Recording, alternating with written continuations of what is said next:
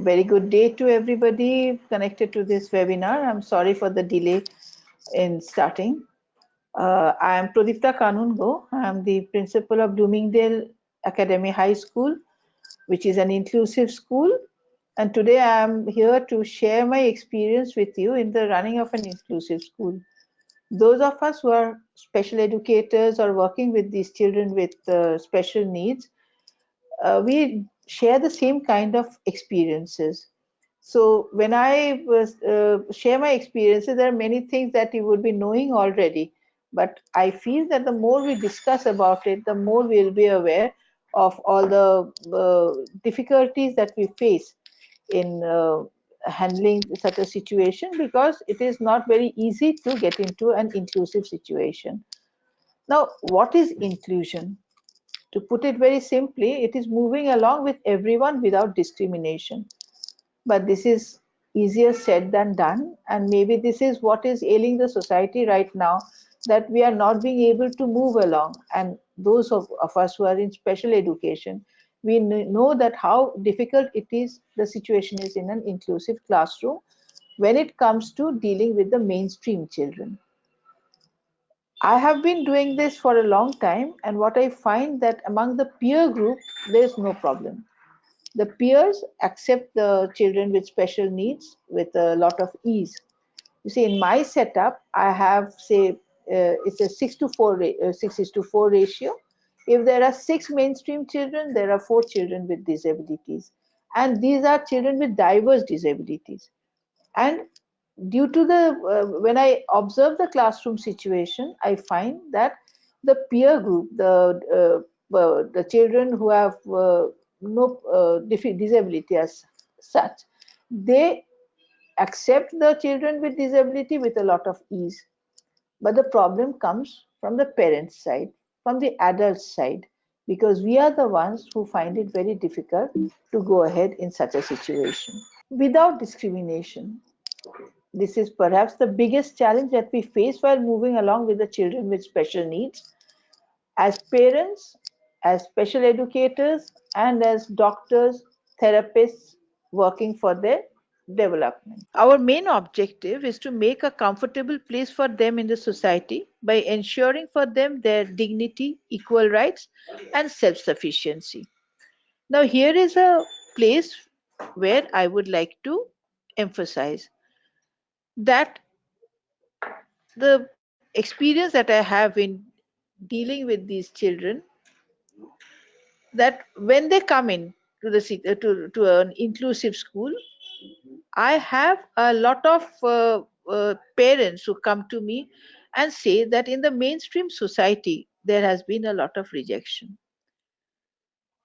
They go to playgrounds where the parents immediately move their other children who have no disability, as if it was a kind of an infectious disease, and if they mix with these children, they will have imitative behavior or some such complaint, which we know does not really affect these children.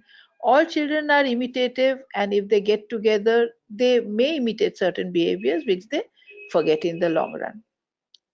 So it becomes a question of the dignity of these children.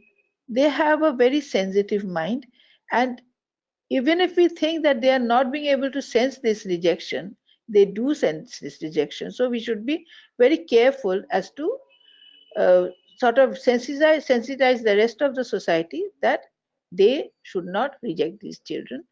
And that is one of the main objectives of an inclusive school. Equal rights, which is granted by a number of laws, the PWD Act grants them equal rights in our country.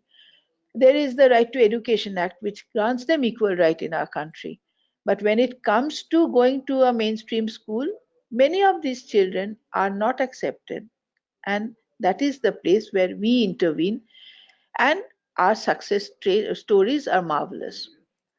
And the another objective that all inclusive schools should have is to generate self-sufficiency. The key word in the process of inclusion is acceptance. This process starts at home. When a child is born with certain disabilities, we find that there is a denial in the first stage. There is a denial. Nobody wants to accept, and they delay the diagnosis. By the time they diagnose, they go to the psychologist or go to a doctor and get this diagnosed. Sometimes it is very late. So the acceptance first must start at home, and then the parents have a responsibility of passing it on to the society by trying to normalize these children, and that is where the our inclusive schools come in. The classroom situation in an inclusive school is like the society in miniature. There are children of different learning abilities, there are children of different backgrounds, and there are children of different exposures. So when they come together, it is like the society in miniature. When they go out in the society, they will have to cope up with people with different attitudes, people who some of whom would be acceptable towards them, some who would will not be. So this is where the process starts of inclusion in the society, which is our main goal. Because if these children are not included in the society, then all our work as special educator, as doctor, as therapist will fall flat. Our main objective is to get them included in the society. And this work starts from the inclusive classroom. Now, what is inclusive education? Inclusive education is to bring all the children of different learning abilities in the same environment and to prepare them in a way that they'll be able to cope up with the learning learning curriculum. Students study in the same age appropriate classroom irrespective of their learning ability. Now, age appropriate classroom is another thing which is very, very important. Supposing a child who comes to us with a learning ability of a 3 years old, but whose chronological age is 7 years old, should go to class 2 in the mainstream, because in that particular class he would find other children who are of the same build, the same height, the same kind of ability.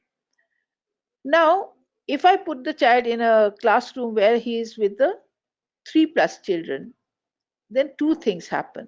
One is that the child does not feel at home. Secondly, because the other children are younger to him and smaller to him in size, he develops a tendency of bullying these children. So, age appropriate classroom is very, very important. But when we put the child in an age appropriate classroom, there are certain challenges that we face. One is to convince the teacher who is taking part in this that there will be a vast difference in their learning ability. And they find it difficult to cope up with this situation where there is such a vast difference. So that is where what we are going to address.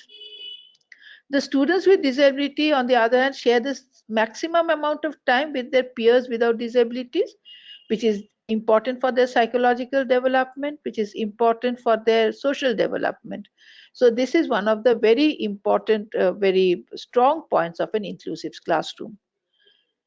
And along with the with working with their peers who have no disabilities, so that they can get the support of the socialization, we need to put in the necessary support and intervention in the form of a resource room where they get the maximum amount of assistance to deal with the core curriculum. So these are the basic structures of an inclusive classroom.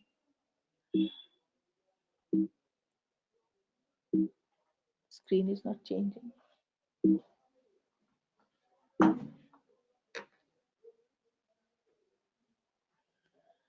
Now,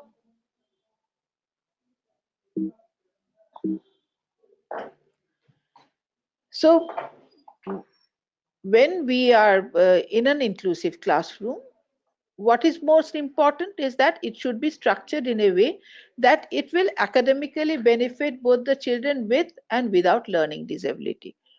Now, supposing we are offered a biscuit, a child is offered a biscuit, they are able to eat it, a child who has no disability, supposing, is offered a biscuit, what he will do, he will be able to handle eating that biscuit. But if we break it into fragments, into small pieces, what happens? He will handle the same thing in a very comfortable manner. It will be easier for him to have the biscuit. So, what we are basically doing is for a child who has got difficulty in swallowing, for example, who has difficulty in holding a whole biscuit, the biscuit has to be broken up into small pieces. It is very helpful for him. If the same biscuit is again broken up into small pieces, it is very helpful for the child who has no disability. In the same way, academically, if we supposing break up the curriculum into small portions and offer it accordingly, it is helpful for the children without disabilities and with the children with disabilities. So, what we are actually doing is a multi level, multi graded presentation of curriculum. And with that, we are able to tackle both the groups who have a very strong academic interest or the sort of interest in the intellect to tackle it, and the ones who do not have that intellect to tackle the core curriculum. So, multi-graded, multi-level learning is important for both. The second thing that is important is the process of acceptance in the society, which starts here. We find that when the child comes in, immediately the peer group who has no disability, they know that this person, this particular child, has in some way is different from them. But I have never seen a child jeering at at a child with special need. The immediate response is to extend a helping hand. If they are not able to copy anything from the board, the peer group would immediately come in and assist them in copying. If the child is unable to hear the teacher, then the peer group immediately draws attention of the teacher that the child is unable to hear. So, with these small interventions, we know that the peer group who have no disability are uh, very sensitive towards the children who have disabilities.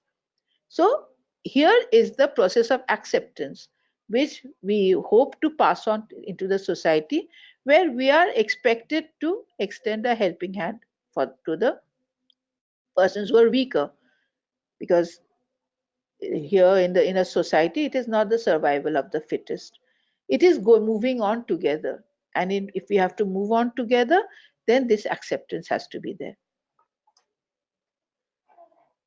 The strength of an inclusive classroom is accepting, understanding of differences and diversities. They are not only the disability is not only diverse, there are differences. Now these differences are not only amongst the children with disability and the children without disability. Each child is different, each child is a different entity. So when we are dealing with a classroom situation, we have to attend to the uniqueness of each child, and this covers the children with disabilities and the children without disabilities.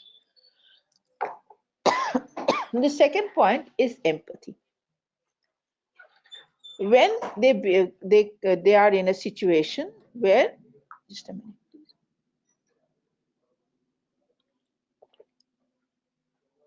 when they're in a situation where there are children who need empathy, the peer group immediately come out with it, and this habit, this system of holding out a helping hand, this becomes part of their daily life.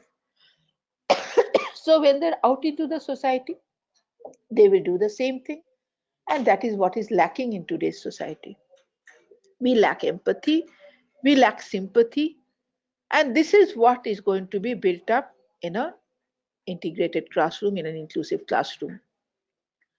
Multi-level learning in the classroom and activity based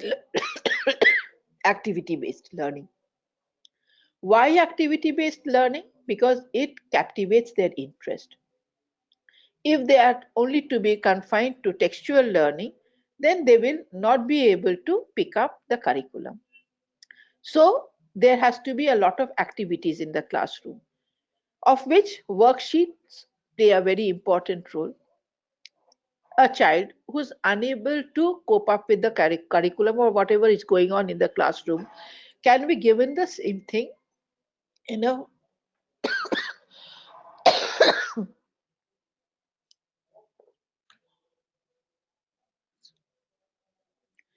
can be offered the same thing in the form of a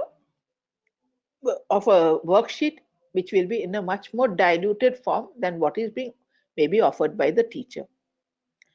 If the child has attention deficit at that particular moment, then should be certain coloring activities, something which will divert the child's attention for some time to something which interests him. And once he gets back his interest, he can again get back to his normal learning.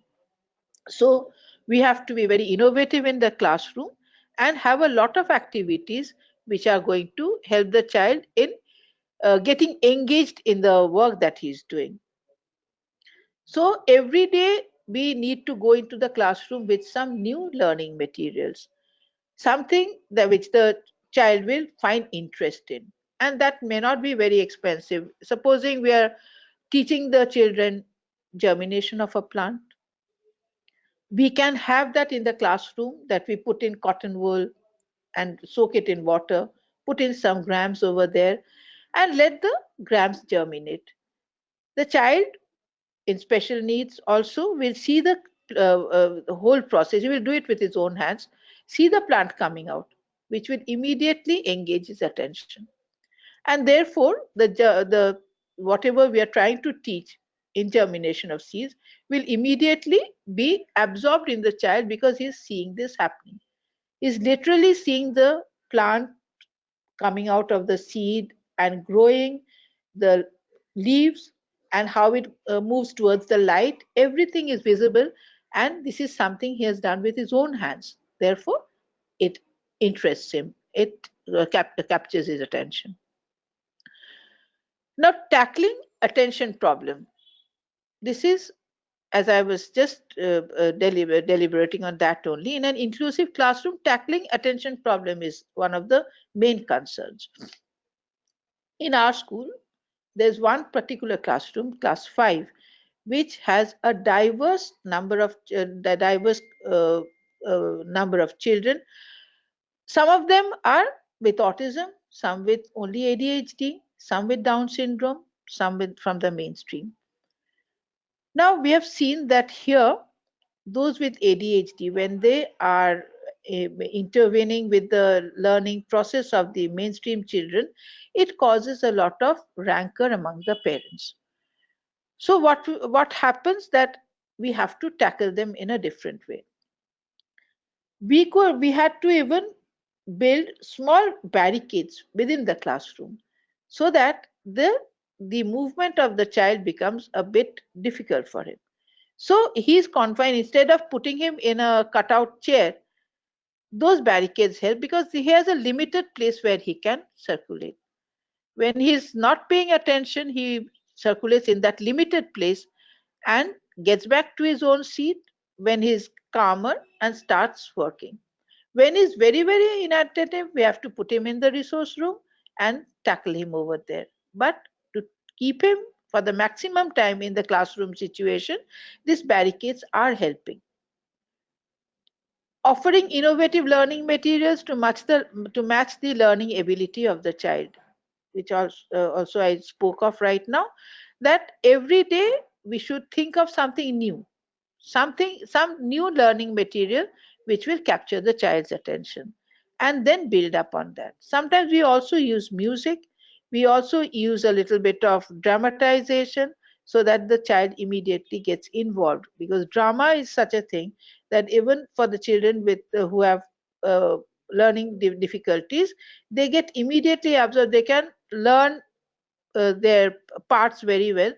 A child who is not very good at rote learning otherwise will learn his part in the drama and enact it because it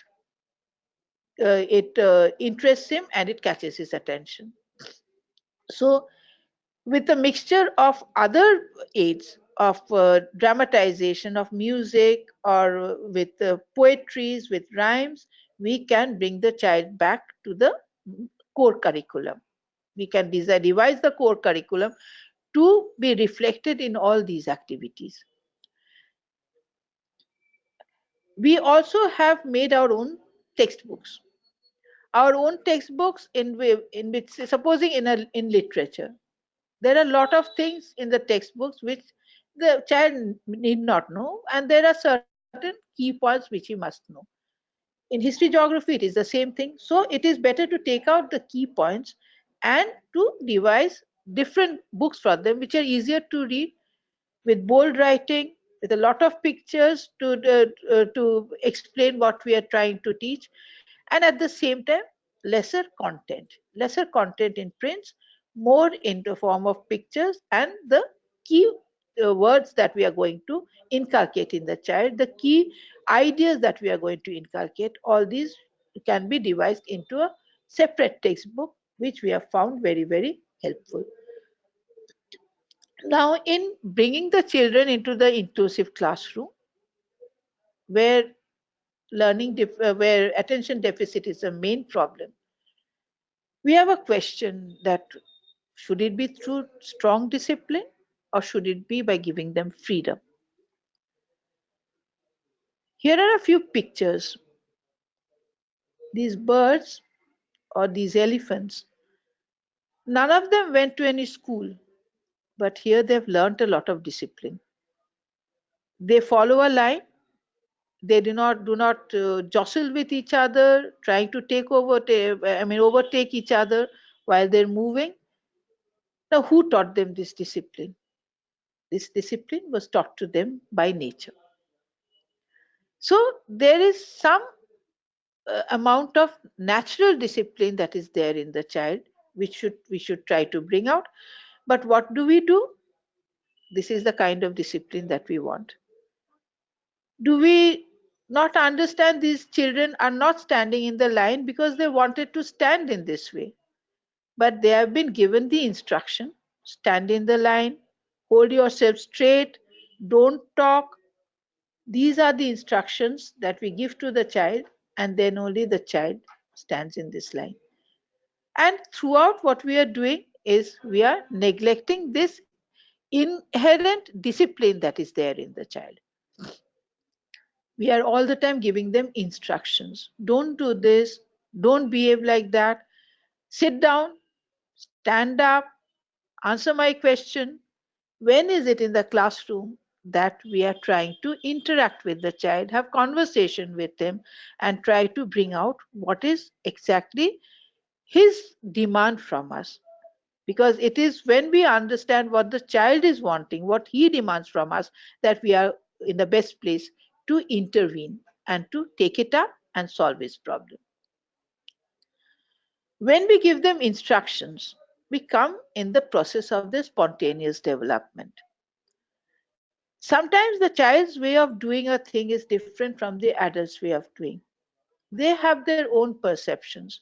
So it is very, very necessary that we try to understand their perception. Let us take a small example of a pink tower. We know that a pink tower teaches the child dimension. So usually we arrange the pink tower vertically. So that the smallest pink tower where the block is on the top and the largest block is at the bottom. Supposing a child arranges it horizontally, not a problem. Yet he can show us that the dimension, the bigger dimension is comes first, and then gradually he goes to the smaller dimension. So if this is the way of his proving to us that he knows the dimensions, then why not accept that? But usually what we do, we immediately try to correct the child, which is again, as we say, it comes into the way of spontaneous development. To get the child's attention, we must give him the freedom to choose his activity. Supposing in the higher classes, how will the child choose the activity? If it is a class for mathematics, he has to do mathematics. If it is a class for English, he has to do English. So somewhere we have to break this barrier. If we cannot break the barrier of subjects, if he has to learn mathematics in the mathematics class only, then there must be a number of activities on mathematics, and let the child choose what interests him the most, and let us start from there. If it's a language class, let him choose what he wants to work on and work on that. In the lower classes, in the pre-primary level, it is easier for us. We can display the activities as it is done in a Montessori environment, and it is easier for the child to choose. We can carry it out even in the higher classes by giving them a number of activities related to that subject in the same classroom situation, allowing the child to choose from that activity. And when he is not allowed that freedom, it may be the cause of attention deficiency. A child who is not at all interested in mathematics will not want to do mathematics. Naturally, he will disturb the rest of the class. So, if he is not interested in a particular thing in mathematics, give him some riddles, some puzzles on mathematics, which he would be interested in solving. If he is not interested in development of language, let us do it through flashcards, let us do it through matching, give him some pictorial activities from which he can develop his language. And therefore, he has a lot of activities to choose from. He chooses an activity, and then it is our duty to develop him along that line. Now, when the child is working, they will not all work together. There will be only an attempt to do good work because all of them want to achieve. Every child wants to achieve. Some can, some cannot. So it is the question is whether it is criticism or appreciation. Do we criticize the child for not being able to do something, or is it appreciation that well you have attempted? If you attempt again, if you try again, you may do better. Is that a better way of dealing with a child, or telling him that you are unable to do, you are being careless? Is that the way that we deal with the child, or we appreciate even the smallest attempt and say, well done, you tried more and you will be able to cope better? Freedom in the classroom environment, this is again very important. Our seating arrangements often come into the way of the child. The child does not want to be restricted in a particular place. So at times he wants to move around in the classroom. To maintain the discipline of the classroom, sometimes they are not allowed to do that. But I feel that if they're allowed to do that, if they want to move around, let them move around in the environment. Maybe outside the classroom, escorted by someone. Let him move around, let him explore, and then when he is in a mood to settle down, to bring him back to class and let him settle down and do his work. But if we intervene with his freedom, if we want to clamp him down to a particular place, then it will take a longer time for the child to settle down. There are children who have come to us who would not stay in the classroom. They get attached to a teacher. So, as long as the teacher is around, they will be in that particular classroom. When that particular teacher leaves the classroom, the child would follow and go and sit with the teacher in the staff room. Now, if we feel that this is hampering his development, what we would do? We would try to drag him back to class. But if we don't do that, if we let the child have that freedom of being outside the classroom with a person in whom he has a lot of faith, in whom he has developed a kind of a liking, then maybe after some times he will be motivated to come back to the classroom and try to interact with the other teachers. So, freedom in the classroom environment is very important. Here is the picture of a classroom where there's freedom of movement because there's no furniture. They're sitting on the floor and working. They have a number of materials to choose for, some of them Montessori materials, some of them designed by us. They choose from the materials, and all of them are doing work. And as you see, there's no teacher who's standing on their head and giving them instructions. Learning through projects. This is very effective for children with learning difficulties. Help them to make a project and then allow them to demonstrate it in front of you. It develops their speaking skill, it develops their way of talking in sequences, and it develops their interest. Here is a child with autism who has made a telescope and he's trying to explain it. He did explain it very well to us. This telescope has been made by him, and he knows how it operates, and he's being able to speak about it. But this child has a high functioning autism.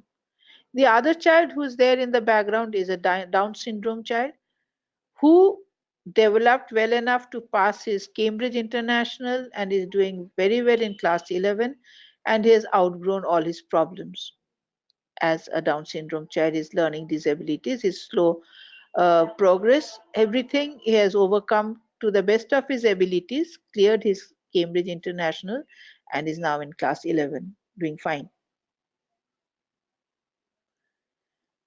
Now, we emphasize on completing assignments on time as part of our training or in discipline. But sometimes the child is unable to complete the assignment. We do not hasten that process. If the child cannot complete it within one class, then we give him extra time to complete it, because a child is basically a perfectionist. He likes to do his task well. So it will take him a lot of time, especially a child with autism will not leave a task unless he has done it to perfection if it interests him.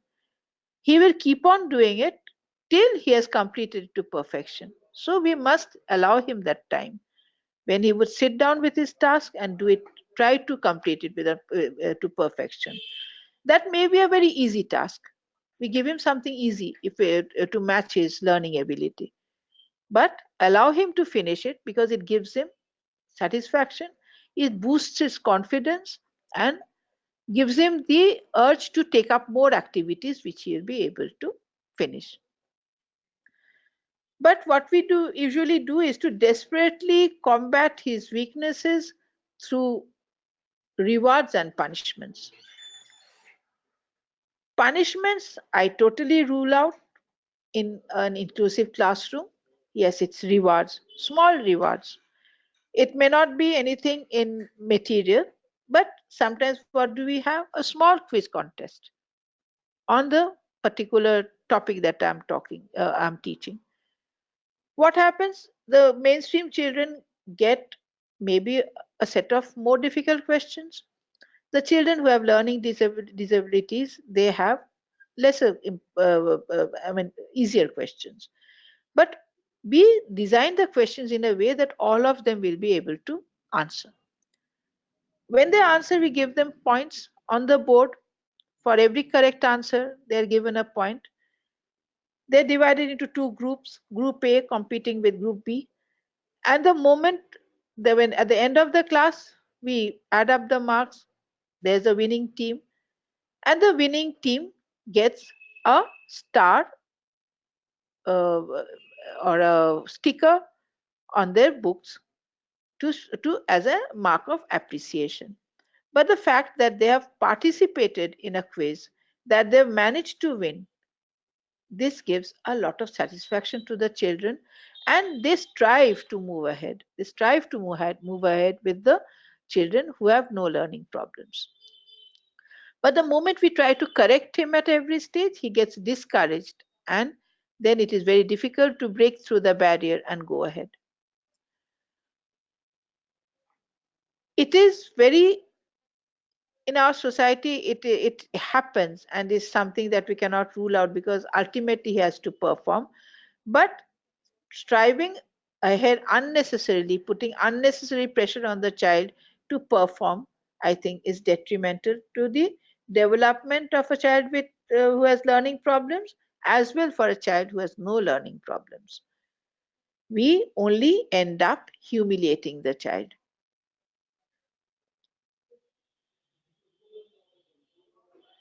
Since a child will only pay attention to a work that he enjoys, apart from worksheets, there are many other things that we try out with the children in the younger age group, a different kind of art and craft work which they do within the classroom situation when they want to, when they are not in a mood to continue with their academics.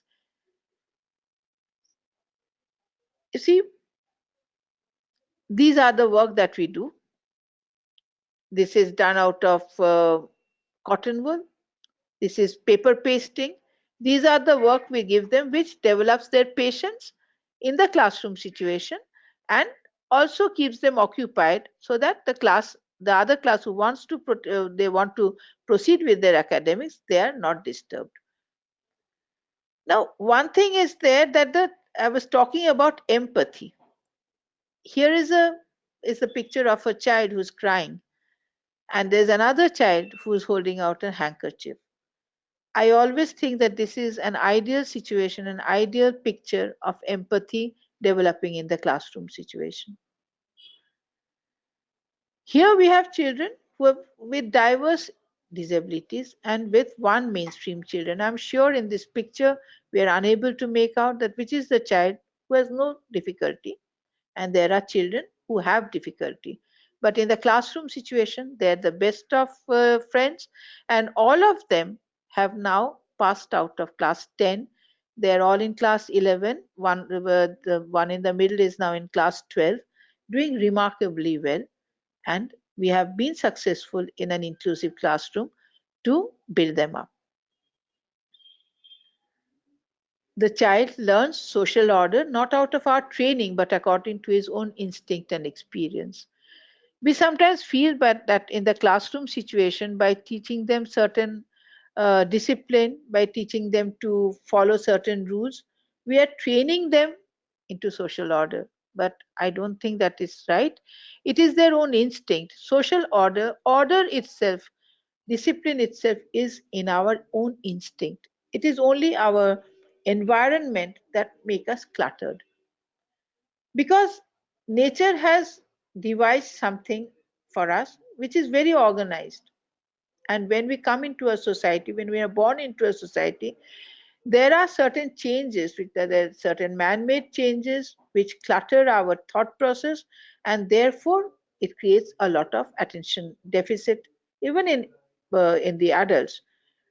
So it is, we are to focus on the instinct and the experience of the child. If the child experiences a very friendly setup, the child will grow up with more confidence and would be able to uh, participate more as a member of the society. If he grows up with less acceptance, or if he's sort of uh, in a confused kind of an environment, then he will also grow up to be a confused person with very little tolerance for other people. So it is how we are going to handle him in the classroom situation which will reflect on what he does in the society tomorrow.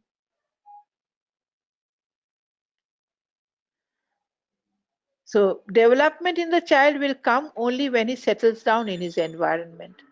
For settling down in the environment, I think we are the ones, we are those of us who are as special educators or as teachers, we are building up the child. We have to put in our best so that they can participate later in the society. And learning is definitely much easier in an inclusive classroom for them. They develop social habits, and after my almost 25 years of experience in dealing in inclusive classrooms, I think that once we follow certain basic rules, this is not a very difficult job. And for each success story that we build up, it boosts up our confidence more and more. You know, during these 20 years, I've had many, many success stories with my students going to for fashion designing, students qualifying even for engineering and doing well in life. So for a special child, for children with special needs to come out of their difficulties and to do well is a challenge not only for them but for us. And I think as teachers, it is very glorifying, it is gratifying for us to take up this challenge, to meet this challenge, and to develop these children well. It is scientific freedom that leads to discipline, and let us inculcate the internal discipline of the child. Now, for question answers, I would like you to interact and tell me if there's anything more that I can contribute, any questions that you would like to ask me on an integrated classroom. Deepak Kumar Prajapati, how to tackle hyperactive child? I would be happy if you are a bit more specific about your question, about what kind of tackling that you are looking for in the home environment or in the class environment. My child has ADHD. If kept with normal kid, he gets a negative complex. And yes, your child is hyperactive, but at home you want tips as to how to control him at home. The only answer is that to deal with an hyperactive child, the main ingredient is patience. One has to be very patient in handling the child and try to give him activities which will interest him, keep him occupied. There are certain very simple activities that you may try out. Very simple activities in the home you can try out, that is sorting activities. Mix dal chawal, ask him to sort it out. Mix vegetables, ask him to sort it out. Give him small tasks at home which he can achieve, and gradually, if he gets interested in that, maybe that will be controlled. Apart from that, sitting quiet and not meditating as such, but the sitting habits to be increased. Ask him to sit, give him some incentive for sitting quiet, putting his hands on his sides and sitting for some time. And for each time that he give him something which would uh, sort of anything that is interested in him. If he likes to watch the television, tell him that if you sit quiet for 5 minutes, then you will be allowed to see the television. If he wants to fiddle with your mobile, tell him that I'll give you my mobile, but you sit quietly for 5-10 minutes. So for each thing that you offer an incentive and let the child develop his uh, attention span and the habit to yes, doctors will give him certain medicines to control his hyperactivity, but with that also certain activities at home are required. It is not only the medicine that is going to develop his habits. You have to also develop certain activities at home. As I was saying, give him a lot of sorting activities, some anything that will keep him occupied. Develop his seating habits with the help of small incentives, and gradually increase the span of his sitting quiet.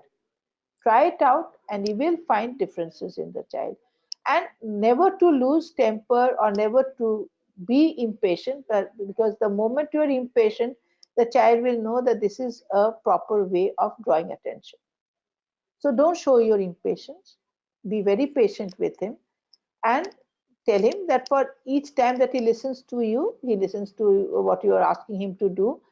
And for each time that he sits quiet, he will receive something that he likes. Thank you. Please get back to me if there's any more questions on this. And if you want any guidance, you can always come to me through Autism Connect, and I'll be there to help you out.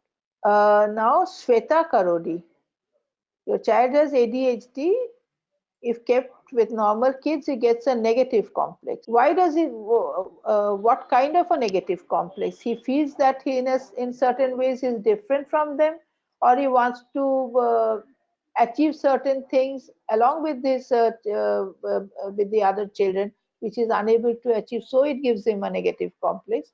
Could you tell me what are the challenges to make an inclusive classroom for which the government, Shankar Dhal, the whole thing is not before me, for which the government, what are the challenge to make an inclusive classroom for which the government, after that I'm not seeing anything on the screen. Shankar Dhal. Shweta Karodi for the recognition of numbers and alphabets. For numbers, give him uh, certain materials, see, which will teach him counting first. For one, give him one counter. For two, give him two counters. Let him first understand that as the number increases, the quantity increases. And after that, you give him the numbers and ask him to match the quantities. So gradually, he will learn to recognize the numbers. For alphabets also, first start with the sounds like bat, for example, and with B, you match the picture of a bat. So he gets interested in this and he will learn how to recognize alphabets. Shankar Dhal, what are the challenges to make an inclusive classroom to which the government is unable to handle perhaps because it's clearly seen that still every government school have not been able to make it yet. It is because in the government schools, it is because of the dearth of special educators. And special educators does not only mean a resource room, it means that the special educator will be equipped with a number of learning aids, would look into each child separately, which does not happen in a government school. Each child has separate needs. And for each need, you have to match the learning materials. Well, the issue that you're talking of is common in all children. Rohit Kaur, this is not only for a child who is hyperactive or has any difficulty. This is a common feature in all children that when they want something, they want something. You know, there's no way that you did not give him an ice cream, the shop is closed, he's unable to understand, so he starts crying. So this is not something to be worried about. You have to just convince him that this is something that is, at times one has to be strict, you know, in a way that to convince him that when there is a situation which is beyond our control, then it's not possible. And as you said very rightly, that he would do it when the shop when the shop opens the next day. Stick to that logic, and he has to understand. His crying will not. He will cry once. He will cry twice. The third time, he will understand that by crying he cannot undo a situation. This is something beyond your control. Not that he did not want to give him an ice cream. He could not give him an ice cream because the shop was closed. So, from his childhood, this is also something that we should like to inculcate in the child to accept a situation. Well, I'm in Kolkata, so I'm sure there are inclusive schools in Mumbai too. But I am sorry that in this matter I am not the best person to uh, advise you because I'm not aware of any schools in Mumbai. Maybe Neurogen Brain and Spine Institute, Mumbai, will be able to guide you on this. Candice Rachel Carubio, in a classroom where there is a teacher aid for a student with disability, how can we utilize them for inclusiveness? Should they be the guide, should they be the one guiding the behavior of kid on the spectrum, or should it be the teacher? Well, usually we have a teacher aide in the class to do the shadowing.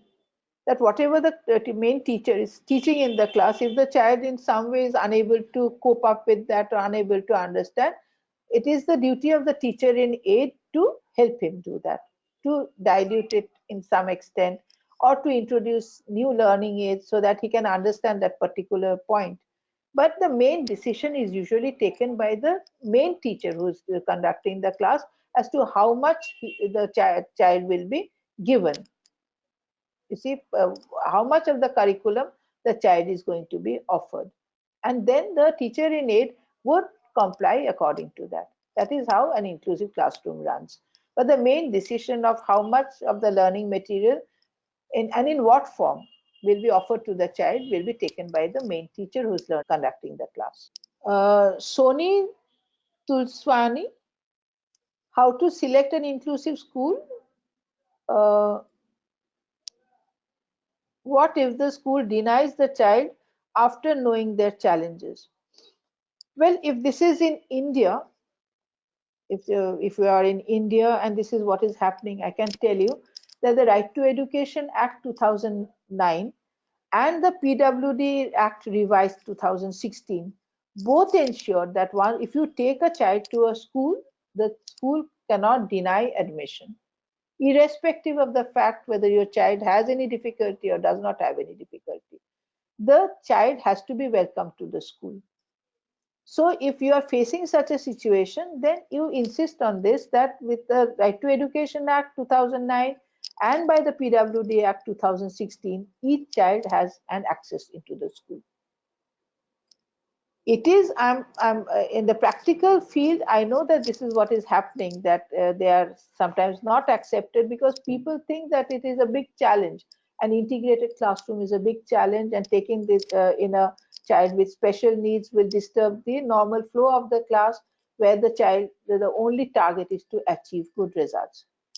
But this is something that the society requires. The society requires an integrated setup, and that has to start in the class, in the school. So therefore, it is our duty also to make that happen. As a parent, as a teacher, as an administrator, as special educators, it is our challenge to make it happen, that each child is accepted irrespective of the fact that he has a learning disability or not. My son has a teacher aide. They rotate hours for him. He's currently being taught one-on-one. He sometimes go to classroom to join some activities that he may be interested. He seems to be calmer on one-to-one, the one-on-one session, but for me, he would probably encounter situations in classroom, and it's where we can guide him. And this is not happening since he has less contact with neurotypical students. Yes, what do you think I can do to suggest school how they can increase hours in classroom, or how the class can be less disturbed while he is inside classroom? This is the thing, is he tends to move around, doesn't sit down along with teacher is teaching. It tends to disturb class in a way, and some students focus gets to him instead of teacher. This is one question which ma'am has. Yeah, I will go to your question one by one. Your son goes to a school where he is usually put on one-to-one basis, right? That he's put under one teacher or one shadow teacher who's attending to him outside the classroom or in the resource room, and you feel that this is cutting away your children from uh, interacting with the neurotypical or with the mainstream children. So if that is the problem, I would say that this part is necessary. 1:1 is very necessary for a child who is extremely hyperactive, or for a child who has got a lot of learning issues. 1:1 is very necessary. But as to how much that is going to happen, we usually increase it by phases. Supposing in the beginning, if the child is very hyperactive or has a lot of learning issues, we keep him in the school for 1 hour, of which half an hour he is in the classroom and half an hour he is in the resource room. Once he has got over part of his hyperactivity, in a position to settle down in the class, we increase that sitting in the class for 1 hour and maybe half an hour in the resource room. Gradually, this time is increased in the classroom situation when he gradually gets over his difficulty, especially in sitting habits, in concentrating. Because learning ability can be tackled in different levels in the classroom. But if the child is very hyperactive, it is sometimes very difficult because it disturbs the rest of the class, and the one child getting hyperactive makes another child wanting to join him, and then he gets a hyperactive, so the entire class joins in that fun, because for them it is nothing but fun. That one child is shouting, so another starts shouting. One child is jumping around, another child starts jumping around. So to control that, sometimes this 1:1 is very, very necessary. But the process is to cut down on the resource room and to increase the hours in the classroom. So you can talk on that issue to the teacher or to the school concerned, and make them understand that the hours need to be gradually increased, because more the child interacts with the mainstream students, with the neurotypicals, the easier it is for him to pick up social behaviors, and also to aspire to do well. A child who is supposing lagging behind in a particular subject sees another peer going ahead. So naturally, it motivates him that I have to do the same thing. That can only happen when he's going to a classroom where there are a number of neurotypicals. So it is definitely necessary that the hours increase, and but it should be only in phases.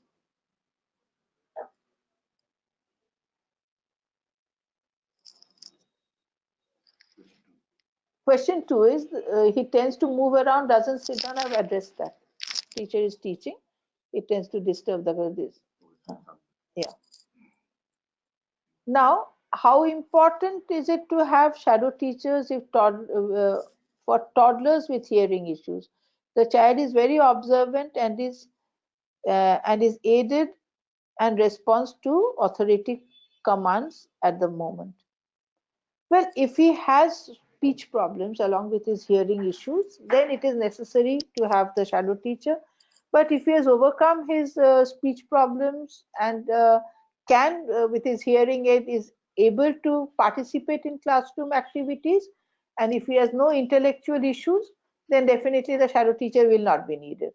But if he has intellectual issues, and if he has problems in expressing himself, in communicating, because his speech is not yet developed, then a shadow teacher is always of a great help. This is for Ritika Bajaj. Next, I go on to Dr. Sanjay Shivalkar.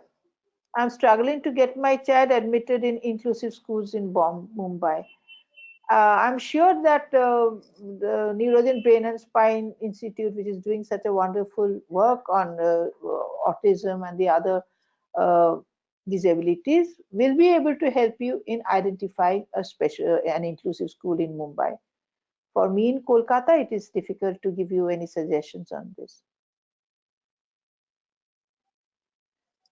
For Bhadur Nisha Begum, Bhadurun Begum, could you please tell us to make a student to settle in new environment? Well, settling in the new environment is a problem with all children, not only with the children with special needs. Even for the mainstream children, it is a problem, because the moment they see something new, which is very different from home, because so far he has been at home, he or she has been at home with a mother who's highly caring and warm and attends to his needs, with a father who's indulging him, and a home environment and everything is familiar. Where he sits, where he sleeps, where the washroom that he uses, everything is familiar to him. Imagine from that situation, he's going to a situation where he does not know anybody. The teacher is yet to be close to him. He has a set of desks and chairs, and not a proper sitting room, not a proper bedroom where he was, which he has been used to for such a long time. So, with so many changes coming in, and a routine, a schedule which he has to follow when he comes to the school, a kind of classes that he has to go to, academics that he has to tackle, everything is very new to him. So naturally, he will take time to settle down. And this art of settling down is something that a teacher has. So sometimes we keep him busy in rhymes, or in music, or in dance, so that he finds something which is very enjoyable, and gradually starts liking the school environment. So that is left entirely to a teacher, how this method of settling down is itself a task which a teacher has to develop in the beginning of the session to settle down, especially children who are coming new to the school.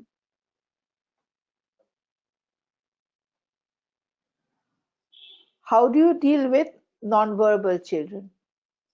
my idea of dealing with non-verbal children is to speak a lot to him. The idea, the reason that this mutism is increasing is that let us see how the social setup is changing. From a joint family system where there were many members in the family, all of them were ready to talk to the child, pamper the child, we have shifted to a nuclear family. From a nuclear family, now we have shifted to a system where both the parents are working. So the child has nobody to keep him company. Either he's left at home with a caregiver or he's sent to a creche. So there's no one particularly talking to him. And when nobody is particularly talking to him, he has difficulty developing his vocabulary. And therefore, he takes time to open up and to start speaking. So the more we talk to him, the more he hears meaningful sounds around him. The more we play music for him, the more we expose him to sounds, it will be easier for him to get over his non-verbality. And if it's not a medical problem, if it is just that he's not speaking without any serious medical problem behind it, then I'm sure that he's going to overcome it with a lot of communication. And not to use sign language. Sometimes to make things easier for us, what we do, we try to communicate with the child in sign language. And then he grasps onto that. He's, he also takes that easier route of communicating that he wants a glass of water to his mother by showing a glass of water. But tell him that you need the glass of water, then tell me water and I will give you. Keep on insisting, you want a biscuit, tell me biscuit and I'll give you the biscuit. Right? Let us not indulge the child in sign languages because that is the easier way for him to get out of it. He gets lazy and he won't make an effort to talk. So talk a lot to him and insist that for everything that he wants, he should speak it out.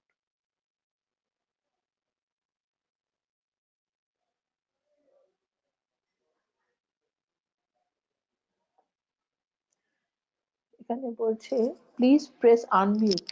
They are not being able to hear me. No, that's okay.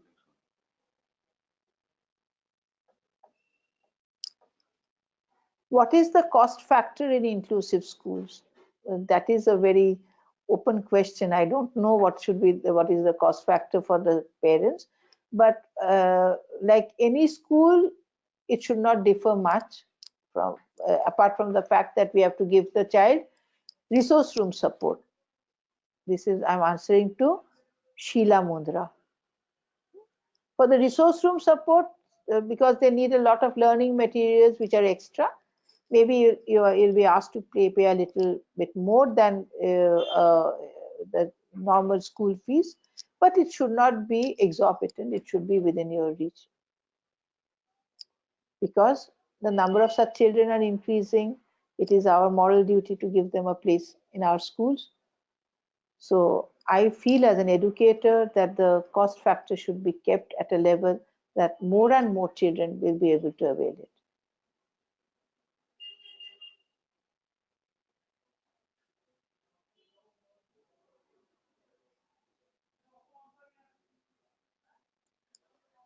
Soni Tulswani, my child is high functioning and good academic learning, but major behavior issues. So school has warned me to improve or to look for other. Well, again, I would say, as I had talked to someone else previously, that the Right to Education Act 2009 and the the PWD Act 2016, it lays down very clearly that these children need to be mainstreamed. The PWD Act goes a step ahead and says that if any injury is caused to the child mentally or physically by our behavior, if by neglecting the child or by making him feel excluded, we hurt his sentiments and cause him any setback, then that becomes a punishable offense. So no school can really do this. No school can ask you to withdraw the child because they are not being able to tackle his behavioral problem. To tackle his behavior problem becomes our moral duty the moment we take admission of the child, and we have to do it. That is ensured by the PWD Act 2016 revised. Please go through the act. It will give you much more information about what your child is entitled to, the benefits that your child is entitled to, and the behavior that he is entitled to in a school, the respectful behavior, the concern for his dignity, all that is ensured by the PWD Act 2016. Please go through it.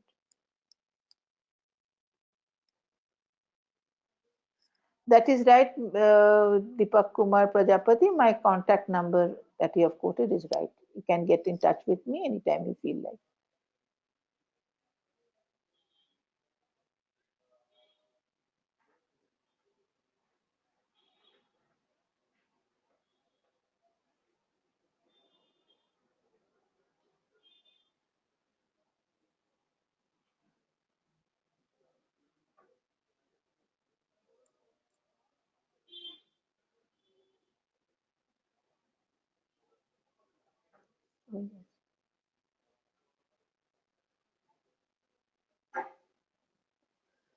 Rohit Kaur, your son has speech issues. He speaks, but he lacks clarity in speech.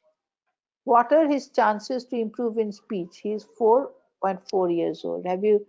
One is speaking a lot to him, trying to get more clarity of his speech at home, and also to see a speech therapist for proper training in speech.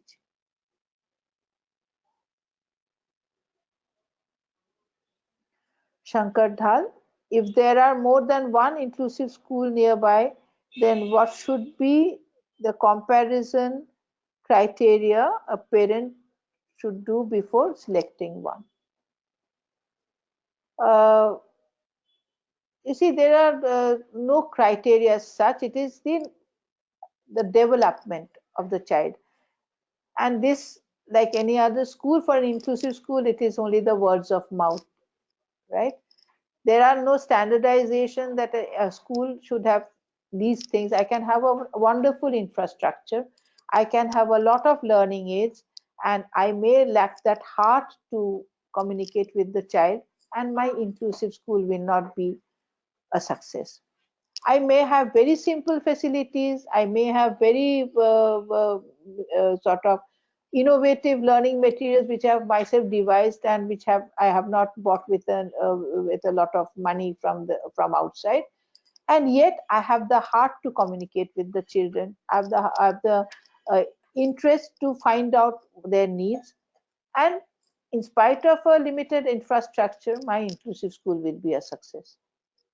So if a parent will not have such fixed criteria that I have to look for these things in an inclusive school and then I select between the two schools. It is by interacting with the school, that if the parent is allowed a free interaction with the teacher or with the head of the institution, where the parent can share his or her problem.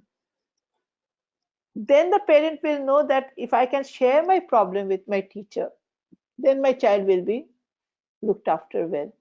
If it is only filling up a form, appearing for an assessment, and there is no human face, then I would say that there he will not get the best of attention. The child will not get the best of attention.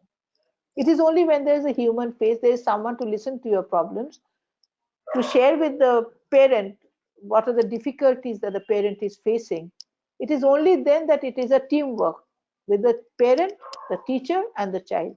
And that ensures proper development. Shankar, I hope I have been able to answer your question.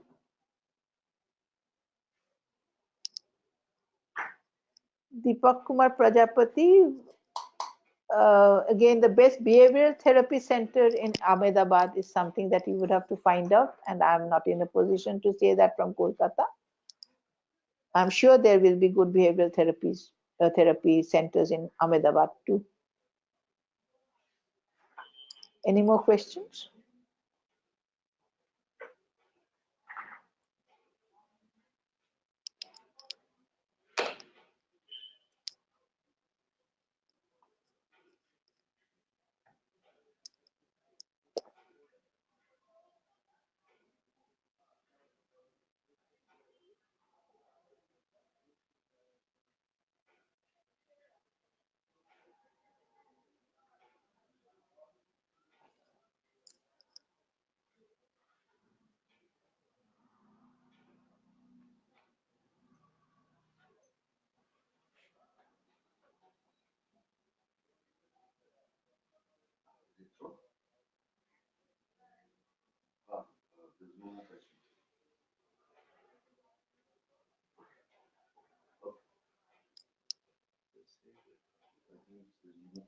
Uh, is there any more question or should we wrap up?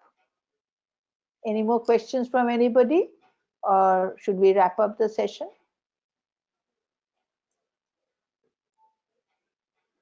Okay, then bye for now, and a very big thanks to Autism Connect for organizing this webinar.